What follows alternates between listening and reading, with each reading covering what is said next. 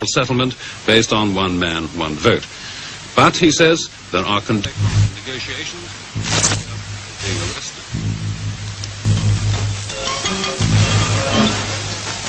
Now, in the world of streaming services, you don't have to worry about someone coming in and interrupting your show, not even a commercial. But back in the day, something like this was a lot more common, and we're going to cover some of the wildest hijackings of cable of all time. Coming in at number 10, we have Max Headroom. This one is one of the most bizarre and famous TV hijackings of all time. Back in the era of basic cable, before you could steal stuff on the internet at any moment of the day, and before Netflix was funneling endless content right into your home, you had to get all your viewing pleasures from the movies and cable. And one day in 1987, there were some people in Chicago who were in for a very strange surprise.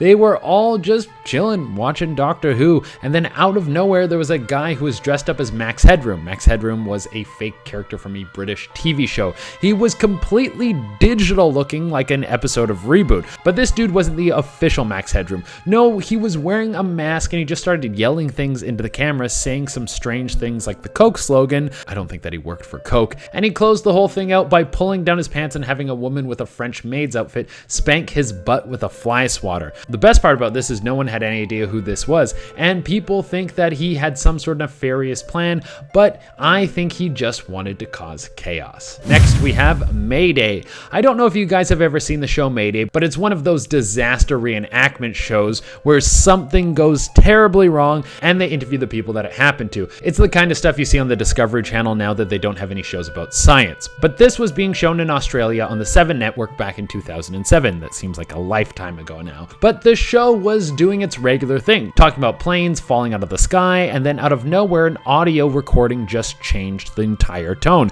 It was someone saying over and over, "Jesus Christ, help us, Lord." Now, when you're watching a show about plane crashes, you can imagine that this might be seen as something that was supposed to be there. But this was on repeat for 6 minutes. One of the weirdest parts about this was that it was all in a southern accent. And on top of that, once the story hit the news and everyone was talking about how weird this was, and the video was uploaded to the internet, the network denied that it ever happened. They said that the audio was part of the original broadcast. Like, what are you talking about? There's a 6-minute chunk of someone calling out for help from Jesus. Next on the list, we have God's opinion on Playboy. I don't think that the Lord and Savior would be very happy about people watching the Playboy channel. Well, there was a Christian man who certainly thought so, and he wanted all the people watching to know. This was back in 1987 when the Playboy channel was interrupted by a broadcast that was screaming Bible verses about how they're sinners and God is watching and blah blah blah. You guys know how it always goes. The man responsible for this was Thomas Haney, who worked for the Christian Broadcasting Network. He would be arrested for this 3 years later. Next on the list, we have The Old Couple. This one is shrouded in a field of mystery. To this day, no one knows what went down with this hijacking. For this story, we're going to have to shoot back to the year 2007. Everyone at home was watching some regular cable television, and then something insane came in and shocked all of them. It was a still image of 2 faces. Now, that doesn't seem insane, but it was the mood that the faces set. Neither one of these faces were real people. They both looked like they had been made in some sort of software. One of them had a big happy grin on its face, and the other one was a frowning creepy face, almost like they were representations of theater, comedy, and tragedy. This image stayed on the screen for a while. There was 0 sound that came along with it, and then it was gone. To this day, no one knows what the hell it meant or why they were there. Some people think that it was a dark omen, but the network says that it was just a scheduling error, and the image was actually from an ad that was supposed to play later. Next on the list, guys, we have Captain Midnight. Not everyone who is going to take over a broadcast is going to do so just for a strange spanking session or to yell out religious incantations that don't really make any sense. Now, some people are going to do it for a noble cause. Well, in in their mind, it's probably a noble cause. Captain Midnight, also known as John R. McDougal, that's his real name, was a man who used his understanding of satellite networks to send out a message to everyone who was watching HBO back in the 80s. This, of course, happened close to midnight. Well, it was closer to 12:30, but you get what he was going for. The broadcast interruption that he sent out was chastising HBO for their high prices. Their price scheme was affecting his satellite business, and he had to get a second job, so he wanted to protest, and it was a pretty famous protest. He might have gotten away with it if he wasn't such a blabbermouth. The dude was eventually caught because someone heard him bragging about the whole thing at a bar, but on the bright side, he didn't have any jail time, just had to pay a fine and then was put on probation. Next on the list, we have the zombies are here. I don't know if you guys are into zombies taking over the earth, but when I think about it, I kind of get excited. Like, if the zombies come and we all have to go into full apocalypse mode, then it resets a lot of stuff back at zero. Who cares how much money you have? The new currency is food, water, and bullets.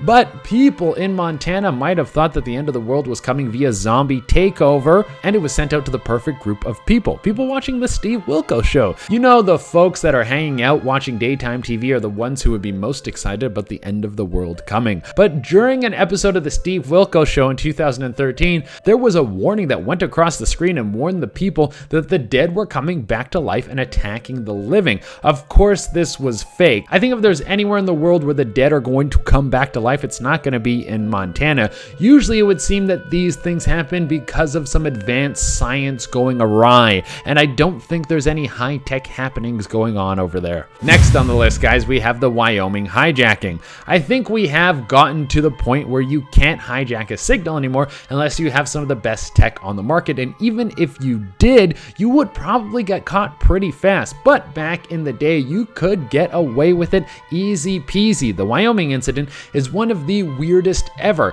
It was a hijacking of a news broadcast after the 2008 election. Seems like a pretty good time to steal the news. There would have been so many people watching. The broadcast was just some black and white bars across the screen and a series of words that popped up. It closed out with some very strange images of heads that seemed to be digitized. The messages were creepy, claiming that people will see beautiful things and that some of the people will become sick. And the messages all used the statement "we" as if there was a group of people who were sending out these messages. The whole thing was very strange and never explained, and there were rumors that some of the people who watched the broadcast actually started to hallucinate. Next on the list, we have Rillion. Nothing like a good old-fashioned message that came from outer space. That's what we really need on this channel. Well, this was for sure a message from a person. They just claimed that it was from space. The Rillion incident lasted about 6 minutes, and it took place in 1977. It was a voice that was able to commandeer the news at 5 a.m. and talk to the people watching and say that he was from space and that he was warning humanity that they needed to stop fighting, that they were too in love with war, and that if they didn't change their ways, that a force would come in and stop them. He also said that our constant fighting was causing us to miss out on the age of Aquarius, which was the next step in evolution. Next on the list, we have Kaluga. For this one, we're going to have to shoot over to Soviet Russia in the mid-60s. That must have been like Disneyland. I'm just joking. It was a very dark place and there were no jokes. But back then, there was something known as the Kaluga incident, which might have been one of the scariest things that ever happened during a TV hijacking. This happened in the city of Kaluga. Everyone was chilling, watching TV, and then out of nowhere, a message came on the screen that made everyone feel like they were about to die. The message said that the Americans had launched a rocket at the USSR, and these were in fact nuclear warheads. There was mass panic, but eventually everyone got the word that the message was a fake. The person responsible was an 18-year-old boy who was using a transmitter to hijack the signal. He was later arrested and had to make a public apology and swear that he would never broadcast anything ever again. And finally, guys, we have the WENZHOU protest. This is one of the crazier ones on this list because it wasn't just someone sending out a vague, unclear message or something creepy put on TV for an unknown reason. Back in 2014, in the town of Wenzhou, China, there was a very clear message that popped up on cable. It was a message speaking out against the communism in the Chinese government and a message telling people they should switch to a pro-democratic system. They used images of Tank Man from the Tiananmen Square to get these messages across, and the hijack was up for about 10 minutes. This was a short-lived moment. Now, as far as I know, the people who pulled off this stunt were never found. But there's one thing I know about China, and that's don't speak out against the government unless you want to go missing. So there is a chance that these people were found and just put in a hole so no one would ever find them ever again. All right, guys, that has been our list. Thank you all so much for tuning in. As always, I've been your host, Jay Arena, and we'll catch you on the next one.